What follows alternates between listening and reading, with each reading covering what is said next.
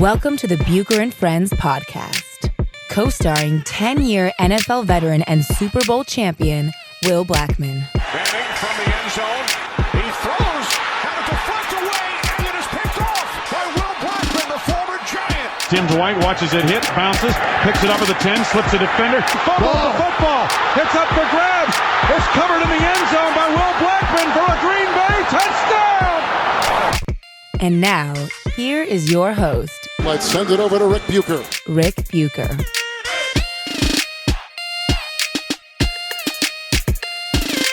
Welcome to another episode of Bucher and Blackmon, subsidiary of Bucher and Friends on the United WeCast Network. I'm Rick Bucher. He's 10-year NFL vet and Super Bowl champ Will Blackmon. You can catch him on NFL Game Day live Sundays on NFL Network and on Twitter at Will Blackmon. You can read my stuff on Bleacher Report and at Rick Bucher on Twitter. And you can follow the show on Twitter and Instagram at Bucher Friends. But he's not just an NFL vet. He's not just on Game Day for NFL Network. He's also, I'm guessing, a proud alum of Henrican High School in Rhode Island. I'm assuming that based on the garb that I'm looking at right now. The garb. Yes, huge shout out to Bishop Hendricken High School on winning the state title. Beating LaSalle Academy. It's just LaSalle.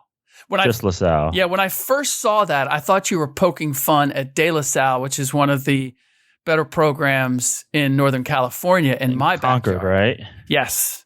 Initially, I thought, oh, okay, that's something we'll talk about. And then I realized, no, that's a Rhode Island rivalry. It's a Rhode Island thing. Yes. Congratulations. It's the Bishop Hendricken.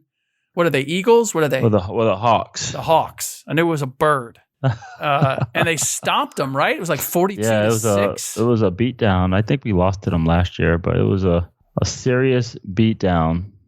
Nice. Well, we had a few serious beatdowns in the NFL on Sunday. The Saints just beating the snot out of the Cincinnati Bengals. And I didn't realize this. This was the third week in a row, the third game in a row that the Bengals have given up 500 yards. Help me out, Mr. Former DB. Why is a defense that has the talent that they have giving up that much yardage? And which talent is this that you speak of? I speak of a certain Mr. Atkins and a certain Mr. Dunlop. And I don't know, maybe it gets a little thin after that. But I thought this defense was better than giving up 500 yards a week. Let's put it that way.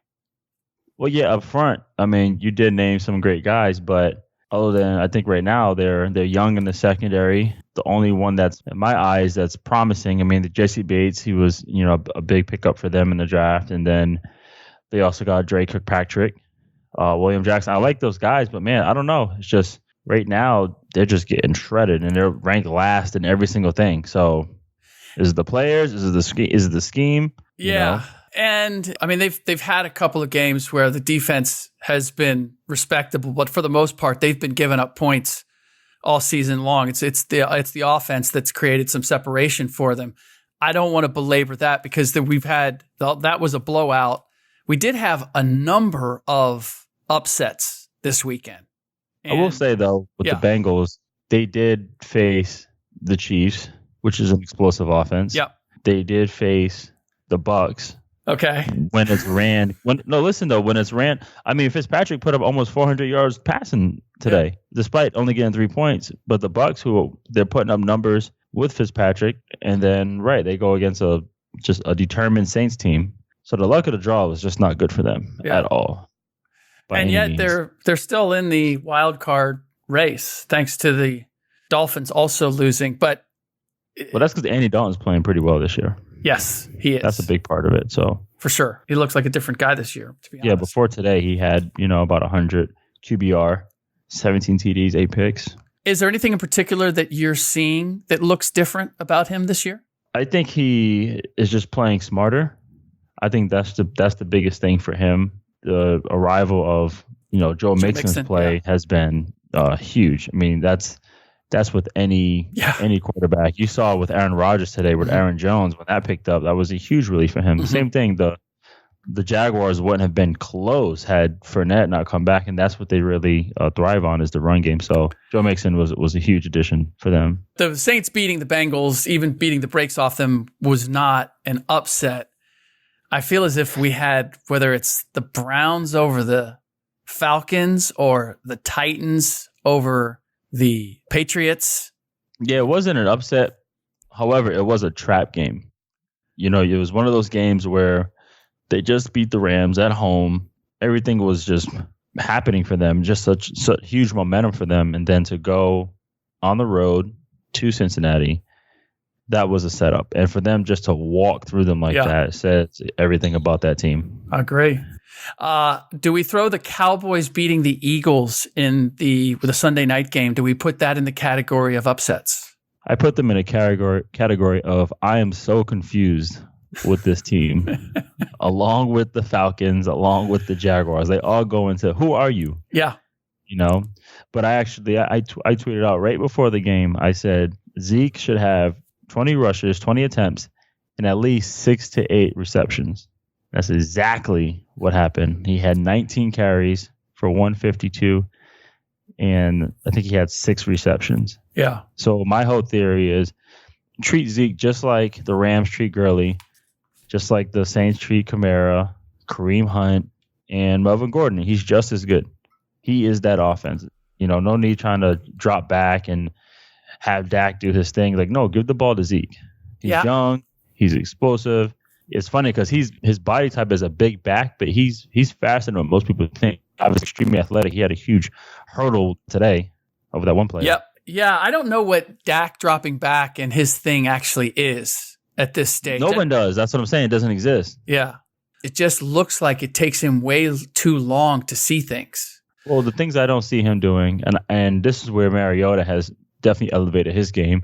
When the pocket starts to collapse, he steps right through it and steps up. And when you step up, yeah, you don't know what's going on behind you, but that buys you just another second or two just to rescan and, okay, is somebody open? If not, then I can go ahead and run in front of me because I have passed the first wave. And it's kind of being able to step up and still be looking, checking to see what's in front of you too, right? Feeling that pressure, stepping up while you're still scanning to see what your options are. Well, sometimes you might have to tuck and step up, you know, because if you're going to get sacked, you're going to get sacked. So tuck, step up, and at least move lateral, you know, to still evade something and then look downfield. And that's one of the things that Carson Wentz does very well already. Like I said, Marcus Mariota stepped up and did his thing. And actually, Baker Mayfield, that's one of his strengths, is his mobility and pocket awareness. Right. Okay, so I'm posing the question to you. The Browns beat the Falcons 28-16. Titans beat the Patriots 34-10. I mean, these weren't even like close upsets. The Colts beat the Jags, your Jags, 29-26, which is going to lead me to another question. That's fine. I picked the Colts this week. Well, go ahead. And then the Cowboys over the Eagles. The Bills over the Jets, about 41-10. I forgot. Yeah. Okay. I'm not saying an upset. It was just like, man. Just ugly. People are calling for Todd Bowles' head. Where are you on that?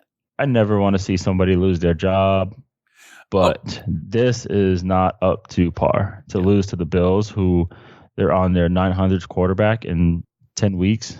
Yep. Matt Barkley. Apparently. Shredding you. Apparently. But once again, guess who played well today? Shady McCoy, the run game. So it's all about the run game. So of all those, what's the game that shocked you the most? What was the one of all those you went, man, I didn't see that coming? I didn't see the Browns whooping on Atlanta. I thought after Atlanta's win last week in D.C. versus the Redskins, which is a tough team, who gutted out a 16-3 win. I mean, that's for where they are injury-wise, impressive. But go ahead. No, very impressive. But I thought after that, they would walk into Cleveland and do the same. Yeah.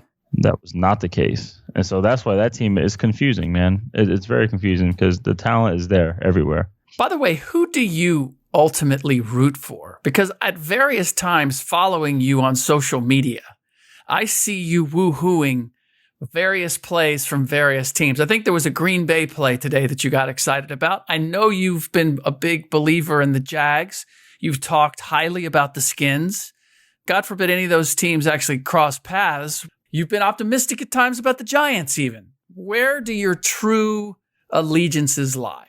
I have no team. He's a man on an island.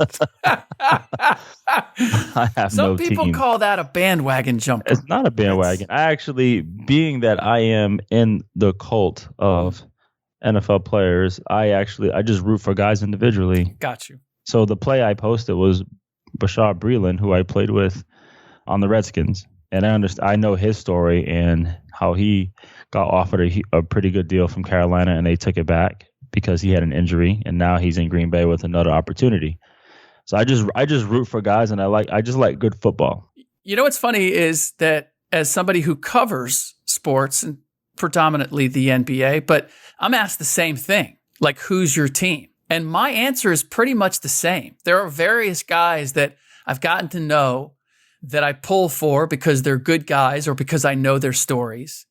And I really just want to see the game played at the highest possible level. And there are no losers in my mind when that ultimately happens. All right. One of your teams, though, is in a world of hurt. And I think we've both been expecting them to turn it at some point.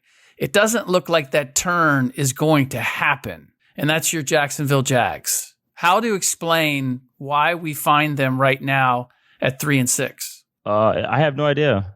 Okay. I mean, no, I don't because it's once again, this team might be, but actually, you know what? This team is the biggest disappointment this year.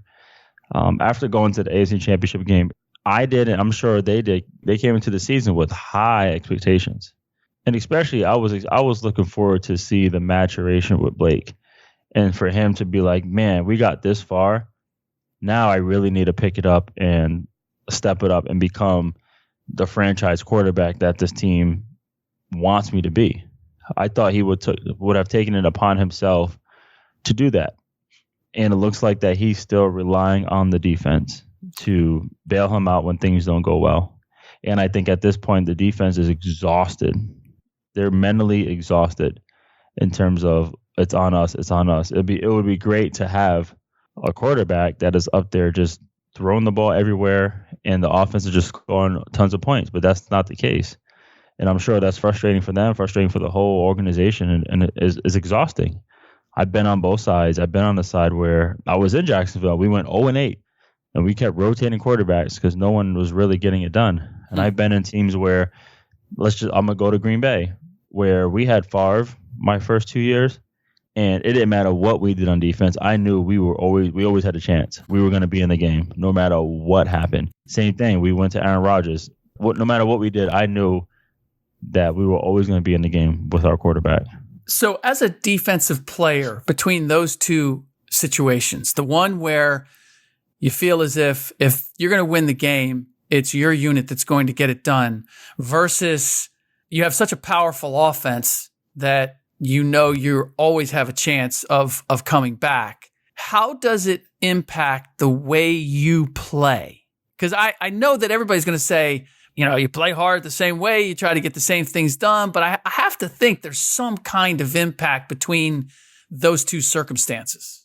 Well, there's situations, if your offense isn't playing well, then sometimes you take more risk on defense. You might jump a route. You may sacrifice a tackle in trying to strip the football to create more turnovers. You may guess on something. So you become more aggressive where you might do things above what the defense is asking you. That's what might change. So that's why we see sometimes where situations snowball, because they do. Yeah. A defense is starting to gamble. You're going for the pick or you're going for a rip, and then instead the guy breaks away, and now you were down by 2 scores. Now you're down by 3 because you were trying to get it back to 1 in one play. Yeah. Or prime example, we were playing the Giants when I was on the Redskins. It was a close game, and I didn't even think about the situation. I was like, I think I picked up on a couple of Eli signals. Next time I see it, I'm going to jump it and really put this game out of reach. So he did a signal where it was like a finger to the temple. And that was, for him, that was a smoke screen. And so he did a finger to the temple and he threw it to Ruben Randall, smoke screen, caught it. I was like, okay, now if he does that again, it's over. So he did the signal and I saw it. I was like, okay, I'm going to jump it. And then he did a signal and did something else. And I was like, okay, he still did a smoke signal. So they ran the quick screen, and I jumped it, and then he took off and touchdown. And it was 4th and 16. Oh, I didn't even look at it. I didn't even know.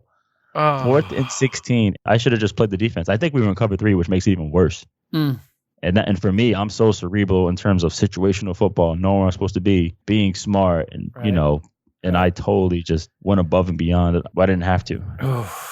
Those are the ones you never forget, right? Like I never forget that one. Yeah. I was like, thank God we won.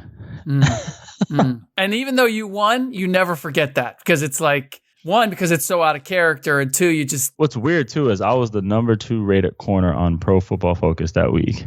Oh.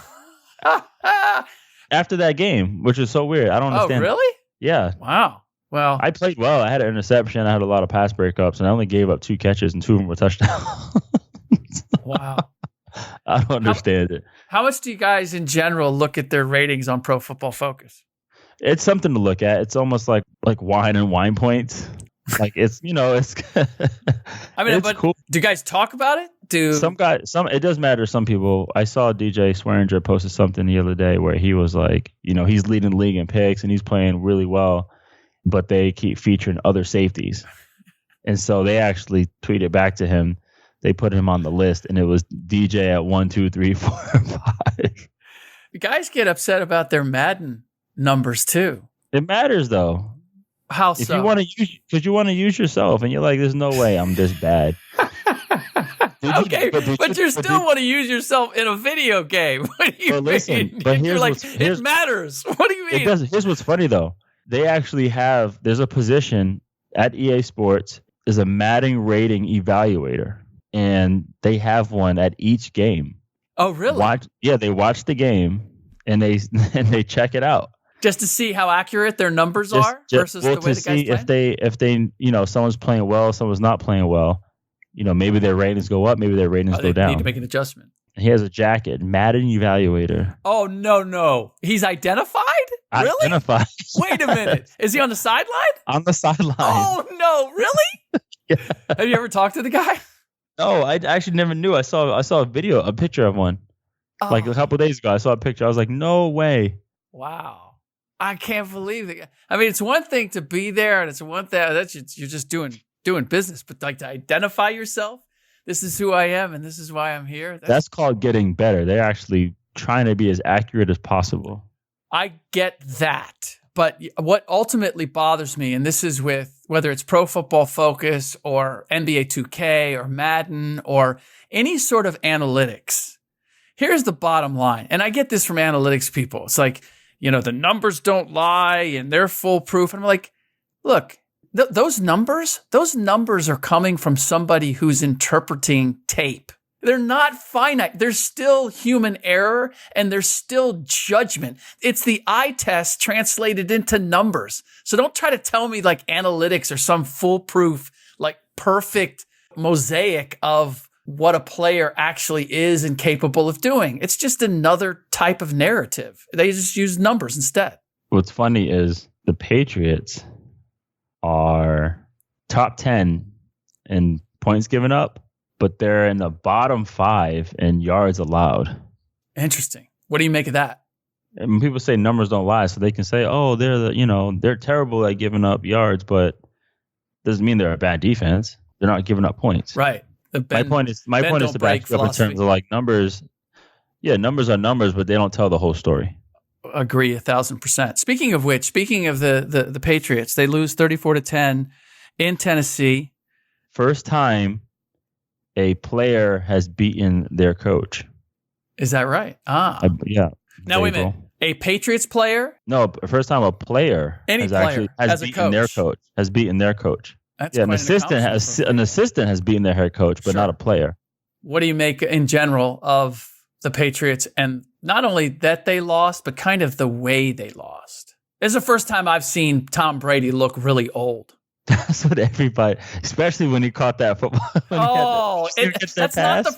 That's not the first time we've seen him go out for a pass and muck it up. Not. But he caught it, and he just looked unreal. Like his feet were way too heavy for him. Yep, he looked 40-something. You know what? They got after him.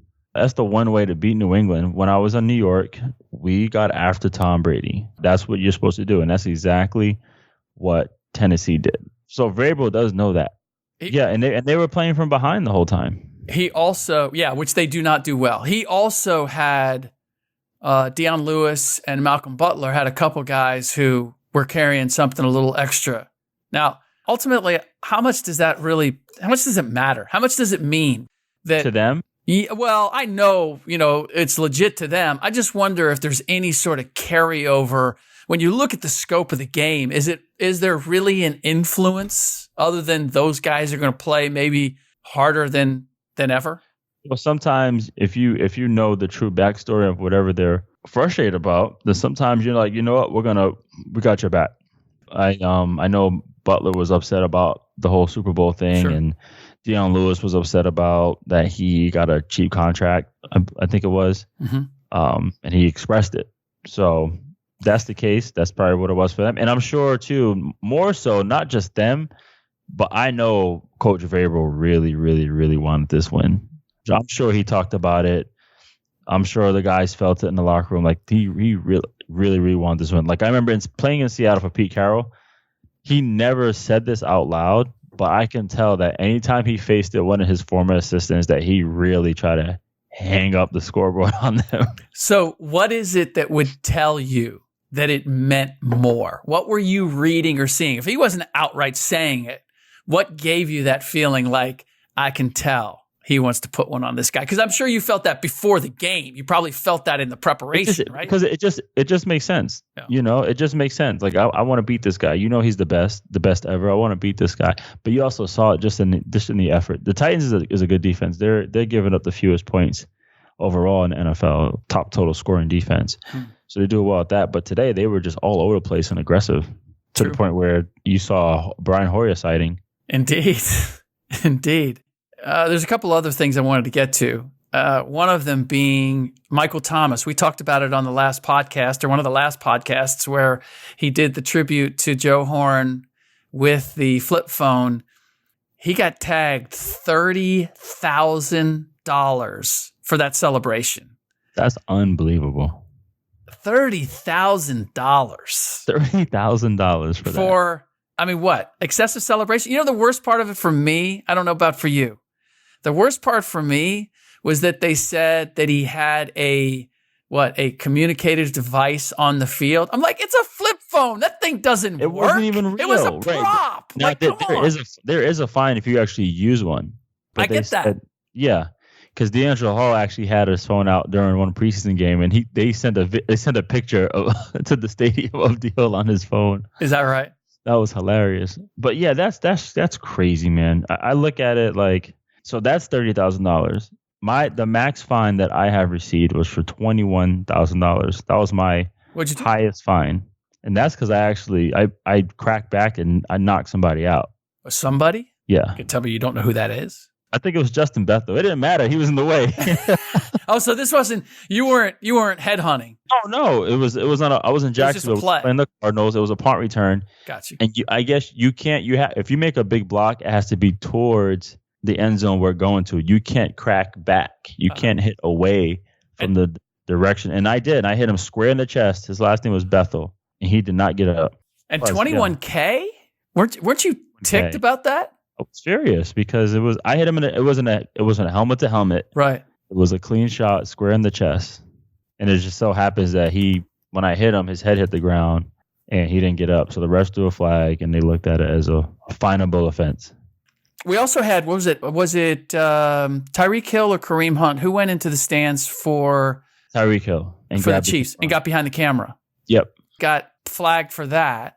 I struggle with this. Everybody's enjoying it. What's the harm? Like, what? It helped me understand why the NFL is the way that it is about certain things. Control. It's just control. Like I think the NFL is somewhat confused in terms of wanting to be professional, but also they're trying to keep their ratings high as well.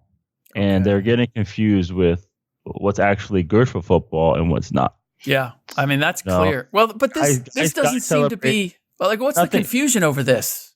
I don't know. They're just rules, and like I don't like it, so we're gonna dock it. I don't want this. Even down to they were, you get fined $5,000 if your socks aren't correct. 5,000? 5,000, and it doubles every week you do that. That's a lot of socks. Or if your shirt's untucked, or if you have your shield's too dark. So I had this conversation. Kiki Vandeweghe is sort of the rules police for the NBA, and I ran into him the other day, and I got on him. I don't know if you saw it. There was a game a while ago. Pelicans. Solomon Hill tried to walk into the Nets huddle, and Ed Davis kind of put a forearm into his chest and pushed him back.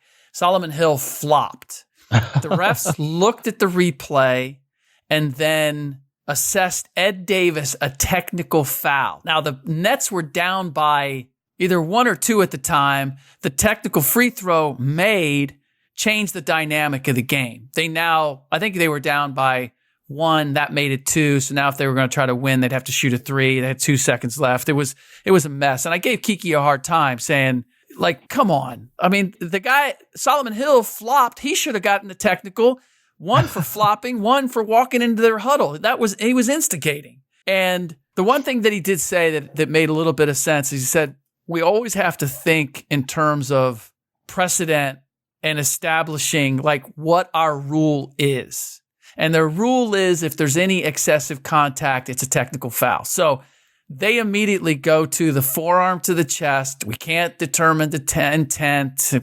Flopping is still a subjective call, a judgment call. All we had definitively was that one guy put his forearm into the chest of the other. And this is where I always get into. And then Solomon threw that head back and yes, and then it was like he'd been shot. He collapsed on the floor.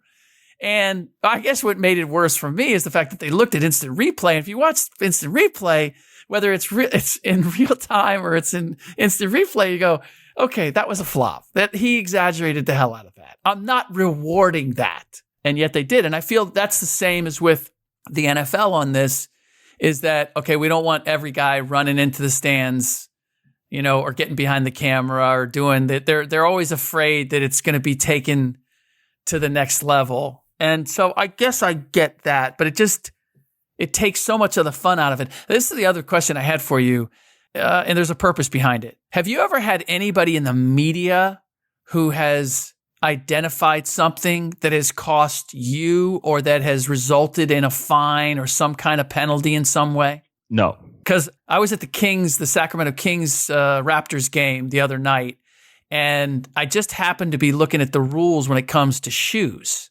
Because the league has opened it up, guys can kind of wear whatever they want. But one of the stipulations still is that the colors of the shoes, the shoes must match each other. And De'Aaron Fox was wearing shoes that were like of 4 different colors, and it was 2 colors on one shoe on the left and 2 different colors on the right. And I'm looking at that and I'm thinking, okay, I could get a photo of that and I could tweet it out and I could look like Mr. Intrepid Reporter on top of things and look what I discovered. And I thought, I don't want to be the guy that costs De'Aaron. No dry snitching, they call it. I didn't.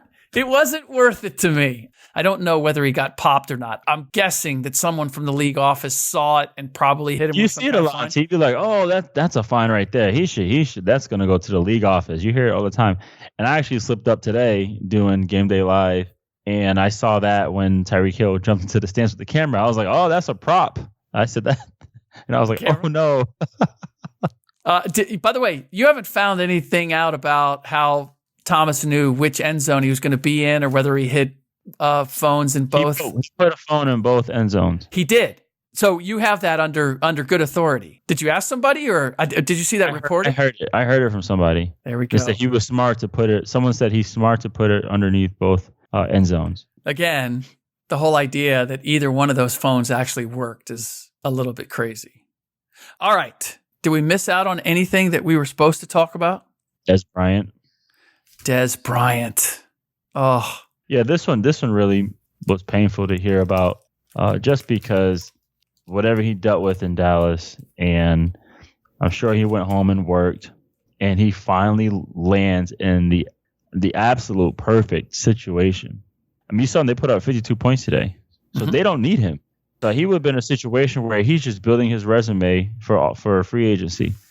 And he finally has a Hall of Fame quarterback throwing him the ball. So all this about him having to get open or he can't stretch the field, there's no need because the ball is going to be on the money. This is the most accurate quarterback of all time.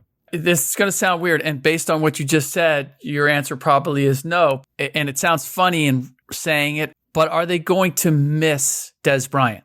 And I say that because there's a reason that they went and signed him, thinking that they could use him, maybe not full on need him, but they could certainly use him. I know it sounds crazy since he never played a snap, but are they going to miss Dez Bryant? Not at all. And the reason is because they have Kamara and they have Ingram. So you don't have Dez and they might sign Brandon Marshall. Like, okay, so why is this an insurance policy? No, it's just why the rich get richer. Just might as well keep adding pieces, especially for this late push towards the playoffs. The most important thing you can have is depth. And why not bring in more guys who have big game experience? You know, Dez plays in big game, you know, the X factor. He's a Pro Bowler, All Pro. Same thing, Brandon Marshall, Pro Bowler, All Pro. And you're not asking much of these guys. You're bringing in guys who can win their one-on-ones versus the second or the third corner or be red zone targets where they'll score touchdowns. Dez Bryant and Brandon Marshall are red zone targets. So between the two, from a DB's perspective, compare Brandon Marshall to Dez Bryant. What's the difference between those two? Height. They're both guys that, covered or not, they're going to catch the ball. If someone's latched on their back, still throw them the ball. They're 50-50 guys, go up and get it, and they score in the red zone. So that's what I see from them, and that's what I saw in the Saints' thought process of let's just get more guys that aren't expensive, that if they end up reaching their potential, be the player that they were, then it's a win-win. They're going for it this year. They're going all the way to try to win the Super Bowl. That's what's going on. So why not keep adding pieces? Makes sense. We're going to go to the one game that we haven't talked about that I wanted to get your take on. Rams-Seahawks. The Rams end up winning 36-31. I have to say, Russ Wilson, I've always liked him. I've always been impressed. But both he and Jared Goff, these two quarterbacks, they throw balls to me that always give the receiver a chance to make a catch. I wonder if that makes sense. What I'm saying makes sense to you as both a DB and a wide receiver. And if you would agree when it comes to those two. I do agree that they are some of the best that do it. And I feel like in Goff's case, he needed Sean McVay to come there and actually show him what he's capable of and show him these windows of what it's going to be like to be able to do that. Now, the difference is I see it in the Rams case, I see a lot of guys wide open. You know, he does put it in great place, but there are guys that are wide open over the field. Russell, which, you know, I know him personally, I know that he actually studies the greats. He looks at what they all do well. He looks at how they win big games. One of the guys he idolizes, he loves to watch Drew Brees, and one of the reasons for the height factor. Sure.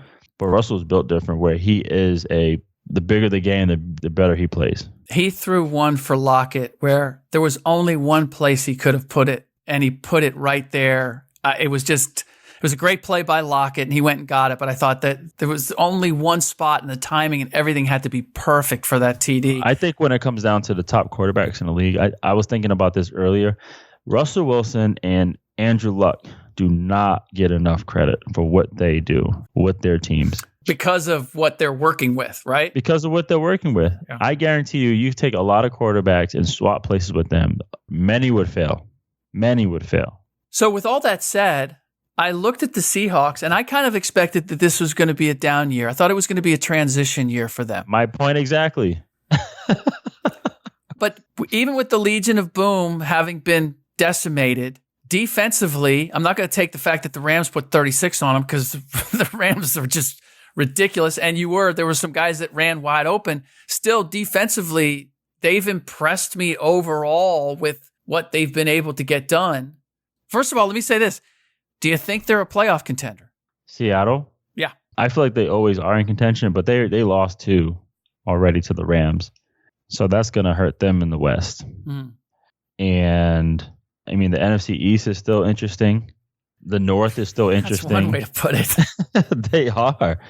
They are. All these divisions are interesting right now. Yeah. I mean, the NFC South, we already know who's going to win that. But the jury's still out. The Panthers are right there. The Panthers are right there. That's what I'm saying. So everyone's right now. These next 2 weeks or 3 weeks are going to be super interesting. We really won't know what's going to happen till December. How much do you, for the absolute beating that the Panthers took from the Steelers? That one shocked me. I thought it was going to be a really close playoff type football game. They're built very similar. They're 5-6 in terms of run defense. The Panthers have the number 1 rushing offense. James Conner is the number 2 rusher in the NFL at the time. And then I thought, because Willie McGinnis made a good point, because that defense is young. So there's a lot of situations where they were undisciplined. And what Norv Turner does with the Panthers, he does so many formations and things to really mess with your rules and your eyes, where a young team can get fooled. And that's what they have done very well with all their weapons. It looks like trick plays. It's just a lot of illusions, and none of that fooled Pittsburgh. They just blitzed Cam and said, forget it. They not only did they blitz Cam, but they blitzed Christian McCaffrey too. They made him block. So they just found the game plan where you just go after him. And I see why they did that, because playing Carolina when I was on the Redskins, I watched film of Cam, and truly I was like, listen, Cam's not going to beat us throwing the ball down the field. He's not. There was nothing that I was worried about or concerned about him throwing the football. Now, where he does get in trouble, if he is moving the chains, if he's running the football. It's a mix. It's a mix of things. And then once Cam gets past the 40-yard line, 30-yard line going in, that's where he's dangerous. And it's funny because when we played him 2015, he threw for 6 touchdown passes, I think it was. Wow. And that's because they were all 30 and in. And I think the Steelers did a good job of keeping him out of that area by blitzing him. Reminds me of the last thing that we do have to touch upon, which is Le'Veon Bell and what looks like a season for naught. And I just wonder, from a player's perspective, former player's perspective, you looked at what he was trying to get, what he thought he was worth. Did he overplay his hand? How do you view what appears to be a lost season for Le'Veon Bell? One, is hard to pass up $15 million, first of all. Yeah. You know, he did get offered a deal. It was, $70 million, but $10 million guaranteed. Turned that down. But I think where it messed everything up is when Todd Gurley got paid, because the guarantee. Right. $45 million in guaranteed money. So even, I think when that happened, he even put something out like, you guys thought I was crazy. And I think that's really what messed everything up. Now, if Gurley got something less, then maybe he would have signed. And then Jerick McKinnon got paid. The running back from Minnesota got paid by Sanford, and he got 18 guaranteed. So Le'Veon's like, what is going on here? You know, I get it. Now people are like, oh, you're only getting older. Yeah, he's getting older, but he's not playing this year. Well, and he's only 26. And he's not playing this year. Yeah.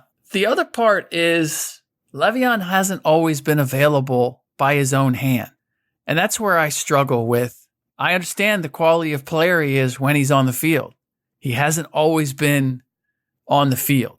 And I can understand why a franchise, and you tell me if, there's a different point of view here, but I understand why the Steelers would say, hey, we're kind of gambling here. Yeah, you played one full season in 5 years. Between injury and suspensions. Right. So I sympathize with the Steelers management, and I don't often do this, but in this case, I understand where they'd say, we can't make that big of an investment in you because you haven't proved that you're always available. You don't have that issue with some of these other guys.